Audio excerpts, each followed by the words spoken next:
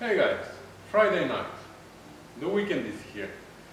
Yeah, so we can start working on the car finally, because I didn't work too much this week on the car and I don't have too much video to show you what I've done. I've done just a little bit and I ran into some issues and I'm going to show you that. Maybe there's going to be a video by Sunday, I guess, or Monday latest. I don't want to promise anything because, you know, I always plan and I never my plans never work. But anyways, there's going to be soon video and you're going to see what I'm talking about here. I'm just going to give you a little teaser. There's more welding and it's going to be a lot of welding. It's not just a little welding. So what I said in my last video, the welding is over, not true. So anyways, that's just a teaser. I'm going to show you that soon in another video. And since I don't have too much footage to show you what I did during the week, I think I'm going to do another type of video today.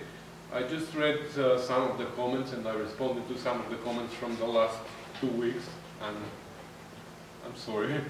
I took a little bit longer this time to find time and respond to all the comments. But anyways, one of the comments was from a guy. The name of the channel is Tales of Murder Press. Impressive, huh? Anyways, so they asked if I can show a little bit of the tools and the equipments that I use during the restorations. Not so much the regular tools, but the special tools that I made. So yeah, that's gonna be the video today. I'm gonna show you my tools.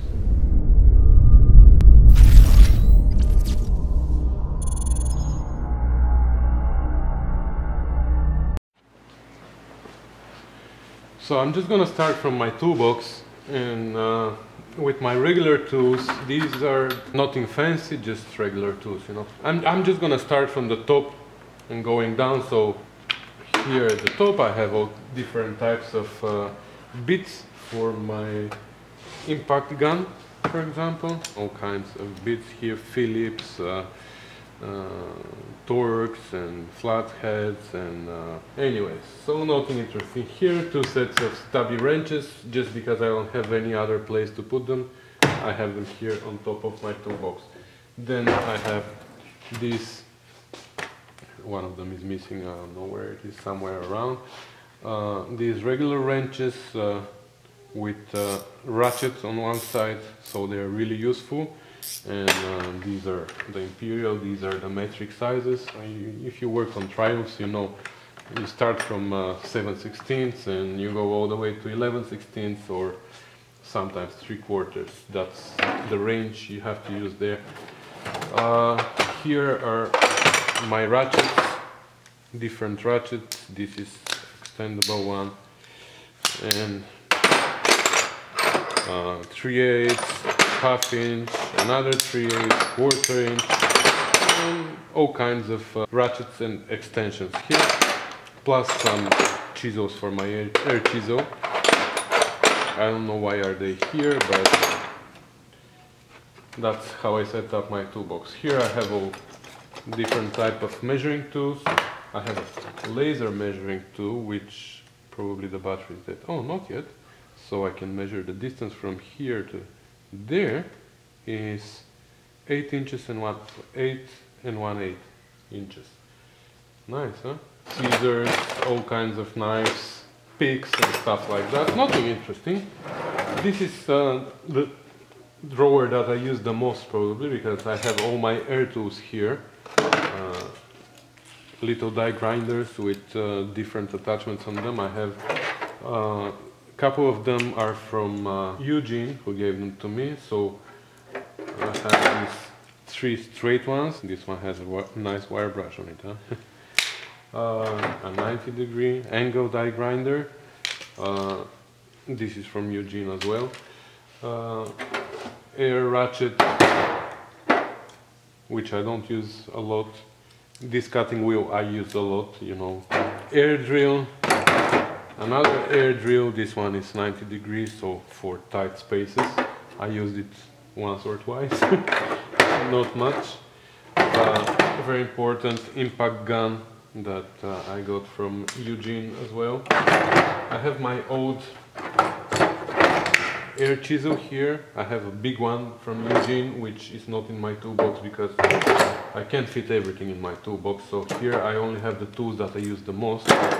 So going down, pliers and screwdrivers in general, but actually in between the pliers you can find also shears, you can find wire strippers, you can find crimpers, you can find all kind of plier look-like tools.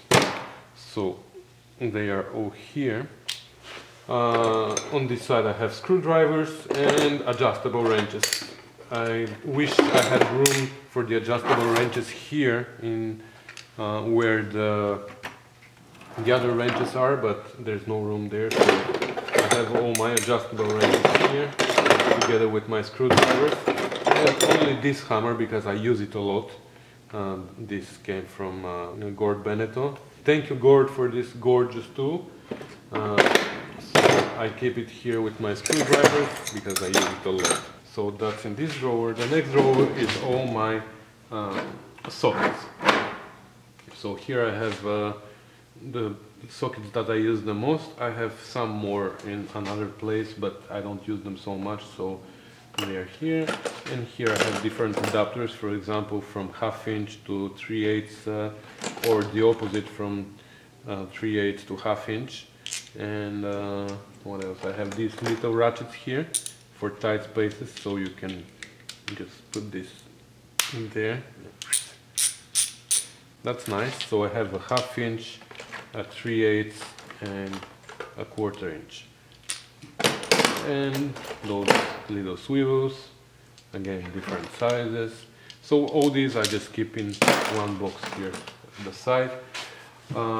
So the most I use, of course, when I do limo stuff, I basically mostly use the metric, which are the black ones. But when I do the restorations, I use, of course, the imperial, these are the 3/8. These are for 1/2 inch drive, and these are for 1/4 inch drive. I love these because this way you can put everything into one drawer, and when they're positioned vertically they don't take so much space. And you have the numbers on top, so this shows you, it's easy when you just look, you can find right away, because when you look at the socket you have to turn it around, find the number. Sometimes the glare from the light is not really good, so you can't really see what size is that, but when you have the number on top, that's beautiful. So that's with this drawer.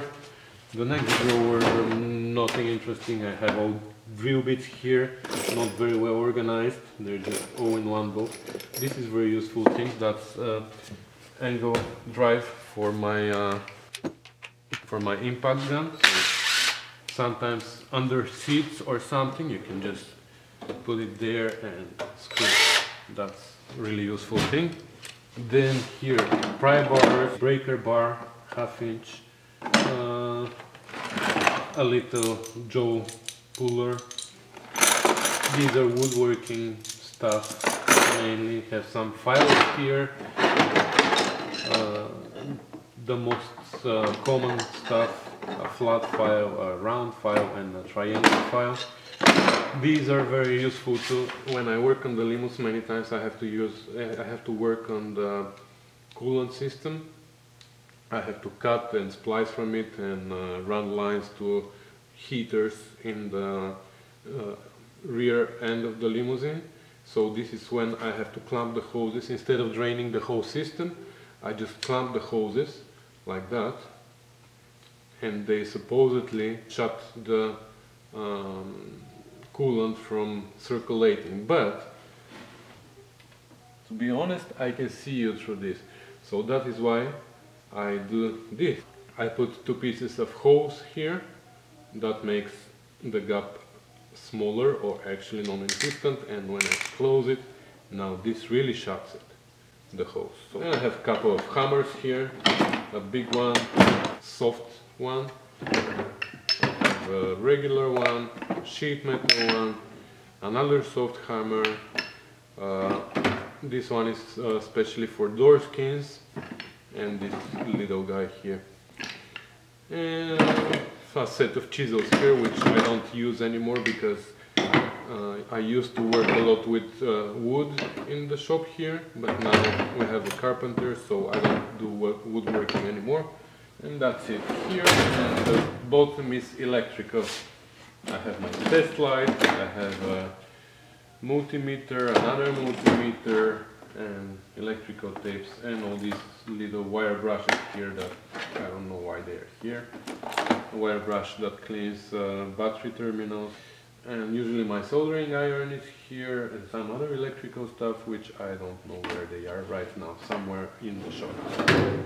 I showed you the impact driver and the drill. These are very useful, they are always with me, hanging here on the side of my toolbox, because I use them a lot. That's what is in my toolbox. So I'm showing you this because it just happened that I worked today on brake lines. On what? On this car. Wow. Yeah, you have to expect a video about this car soon. That's the 73 TR6. I worked a little bit on the brakes today, but that's gonna be another video, so another teaser, huh?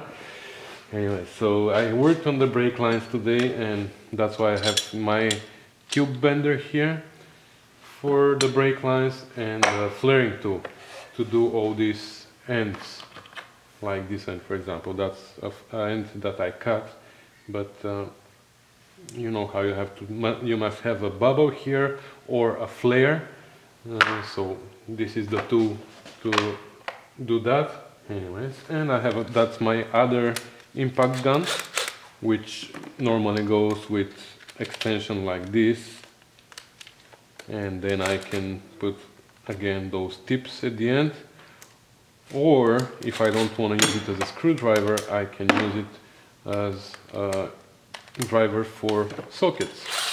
And the other very useful thing is this attachment, which is a choke for drill bits. So anyways, my favorite Bosch impact driver. Just to tease you up a little bit more, huh? See, today I put the PDWA over there, and I run the brake lines. So yeah, expect a video soon. Alright, so these are my regular tools that I use every day, not only on the restorations but also in my limousine work. So nothing special, like I said, and now I'm gonna start showing you a little bit of the shop equipment that is very useful for us in all kinds of work. And I'm gonna start with this. That's our overhead crane, which you've seen me using a lot. Last I used it on my car to put the body on, but we use it also for many other things in the shop. Another very useful piece of equipment is this car lift, or as we call it, hoist. It is huge. It is for limousines, like you see now there's a limo on it, and probably some of you have seen me putting two cars on this. I had two Triumphs at some point. I think the TR4 and my Spitfire, they were at the same time on the hoist, and I was working on them together. So this is the compressor, which I don't know how many gallons it is, probably 200 or I don't know, don't ask me, I'm not sure how many gallons is the compressor. And this cooler or dryer, which gets rid of the water that is in the condensed water that is in the air.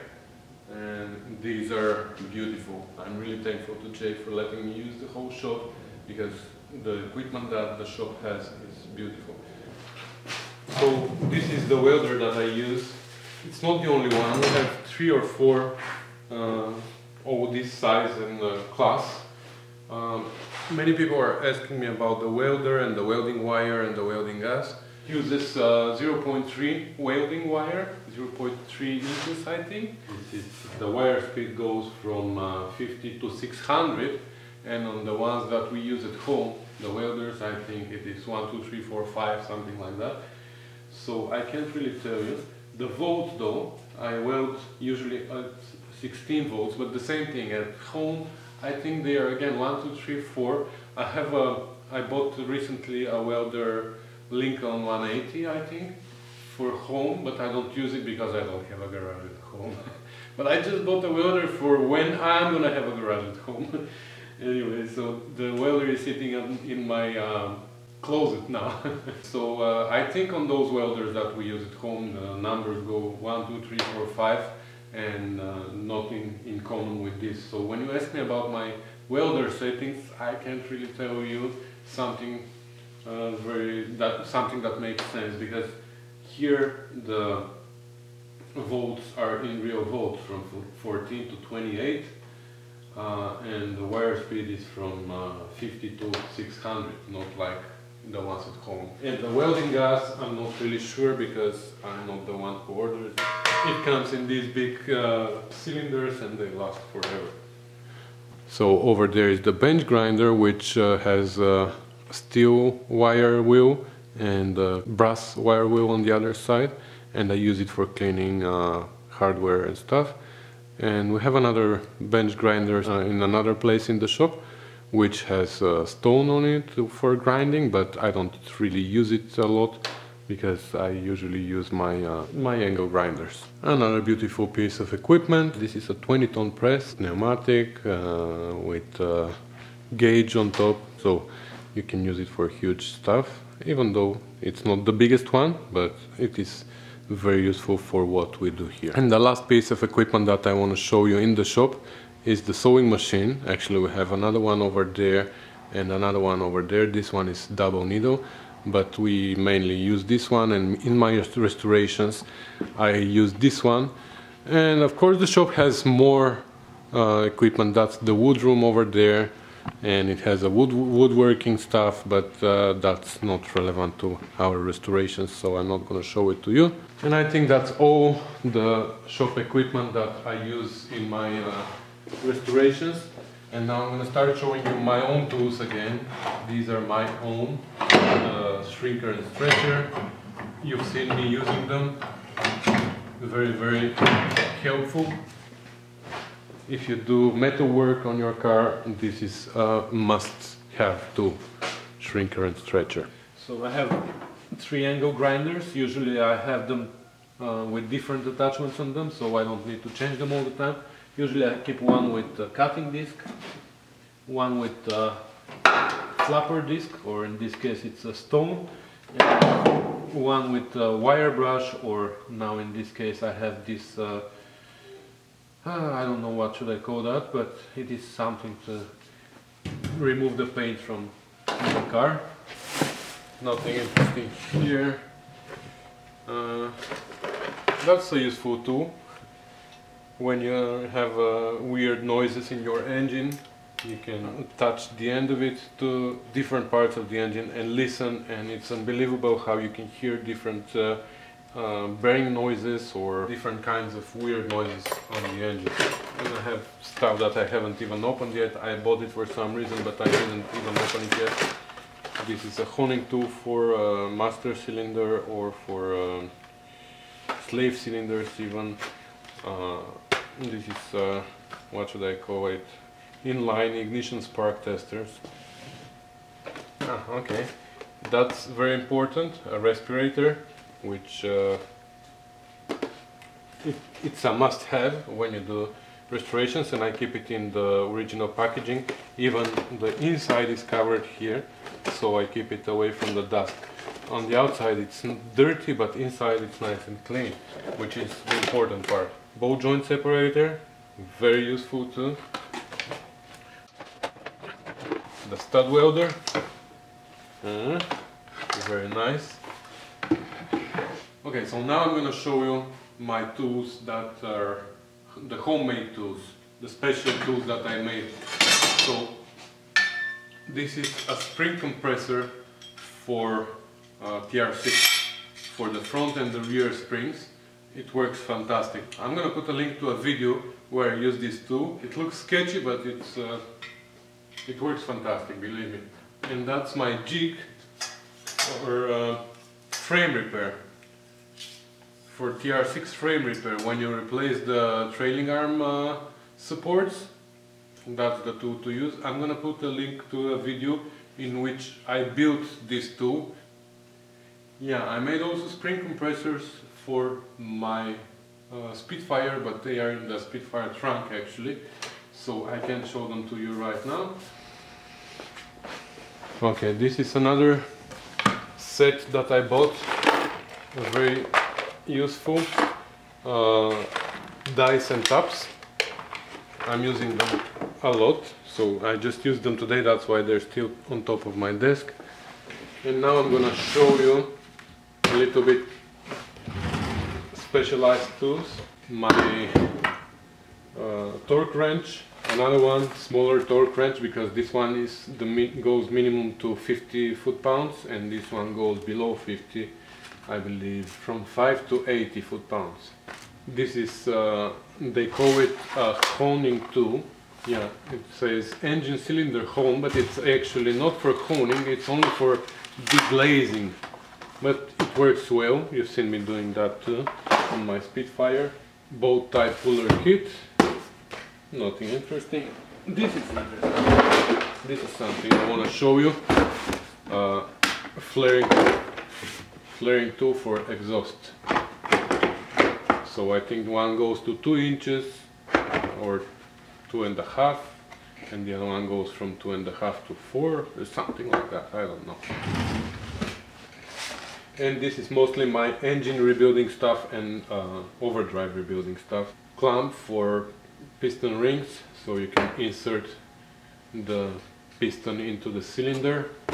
Micrometers, I have I think 4 that go for different sizes. This is 0 to 1 inch, 1 to 2 inches, 2 to 3 inches and 3 to 4 inches. So I have 4 different sizes of these. That goes with them as well, and I marked it. This is the bottom, because many times I open it the wrong way because they put the locks the wrong way. I have to pull them this way, which is weird. It's, for me, normal it's from the bottom up, but I made the mistake to do that twice and lost some of my attachments here. One washer is still in Tash's garage. So this is a dial bore gauge to measure the bore of the cylinders. That goes with the engine rebuilding equipment. Also I have these dial gauges, 2 of them, and they come with 2 magnetic bases. Very nice. These, I love these because the other type, which actually the other type is like that, like this on the box. It only goes up and down, and then you can slide left and right. But this one you can break into weird angles, and not only that you can break into weird angles, but the moment you decide that you like this position, you just tighten one knob and it stays where it is. Where the other type you have to tighten 2 knobs, and it doesn't give you so many possibilities. This has 1, 2, 3 swivels, which is beautiful. I just love these. They are expensive, but I bought 2 of them because they are really nice. This is the dial gauge for the pressure of the overdrives, for A-type overdrive, and also it works for D-type overdrive. For J-type overdrive, the attachment here is different, so I don't have this one. I have only for A and D. Of course, everybody must have a compression tester, so I have one. And also when I rebuild overdrives, I use this. This is a tachometer. It measures the revolutions per minute, as known as RPM, and useful when you work on overdrives. Are you bored already? Oh, so here is my soldering iron that I was missing. So it's on my desk. More engine rebuilding stuff and overdrive rebuilding stuff. This is a ridge reamer. When you have a ridge on your cylinder, you use this ridge reamer. The only thing is though, it is too big for all the engines that I work on. So I bought it, but I never used it because it's too big for my engines. It was on sale, so I bought it. So that's a ridge reamer, and here in this drawer I have all types of chemical stuff, gasket makers and things like that. Overdrive rebuilding tools. So this is when you want to operate your overdrive with air. That's for the cap for the operating valve. I just drilled a hole and welded this air line attachment to it, so I can attach air line and operate the overdrive with air. This is my unidirectional clutch assembling tool. All these, when I made them, I showed them in video how I make them. My dummy main shaft for A-type overdrive. These are guides for the oil pump for the overdrive, and oil pump puller. I actually have to make another one because this is just junk. It doesn't work very well, but I made it temporarily when I needed to pull one pump. I need to make improvements to it so it works better. And here's more. This is a timing wheel for TR2, TR3, TR4. I just used the crankshaft gear and I weld a socket to it and I put my timing wheel on it. So that's why I don't use just one timing wheel. I use multiple timing wheels for the different engines. So this one is for TR4. This one is for Spitfire, I believe. Yeah, with this little crankshaft. And the one for TR6 is this, but I broke the wheel actually. I'm gonna have to make another wheel, so this goes to TR6 and GT6 of course. Puller, another jaw puller. This is for Spitfire, I believe, clutch assembling tool. This I'm not gonna open, but this is aluminum plate with guides for valve. I'm gonna put a link to a video here, or maybe I'm gonna show you a little bit of a video here so you can see how it works. And another piston stop that I made myself. This one is when the head is on the engine already. So this is the bottom end of a spark plug, which I broke the porcelain and tapped threads inside and put this bolt, and now this can go in the place of the spark plug, and with this bolt you can block the piston of going up, and this way it's you can fight the through top dead center. That's a very, very useful thing, not only for me but also other people use it already and it works for them as well. A hub puller for Spitfire and for GT6. It works amazing. Homemade. Oh, and that was before we had the press. This is I was using this to insert bushings into trailing arms and stuff like that, so I still have it. So that's it. I think I showed you mostly everything. Probably there are so many more tools somewhere that I didn't show you, but yeah, there's a full bucket with tools from Eugene that I don't have room in my toolbox, but I showed you these in another video. Air tools that Eugene gave me, so I keep them. He gave them to me in a plastic pail, so I still keep them there. I use them, but when I don't use them, I keep them in the pail. And yeah, probably there's more that I didn't show you, and I'm gonna regret that I didn't show you. But oh yeah, there's something I didn't show you. Yeah. I didn't show you my cam bearing installer. This is a set with different sizes for different size cam bearings, and you've seen me using them too. So I don't know, probably there's some more tools somewhere that I'm forgetting right now, but that's okay. I showed you most of the stuff, so you see I don't have too many fancy tools. When I started working in the shop, I only had one screwdriver, one pair of scissors, and I don't remember what else, but my toolbox was this size when I started working here in this shop. And slowly I bought all this. And but when I started my restorations, my toolbox was almost empty. And slowly I started buying tools. Every time I needed something, I just went and bought it. And I invested a lot of money in tools. Probably I invested more money in tools than in the cars themselves, because the cars, you know, I don't buy expensive, for some of them are even given to me. Thank you so much, kid.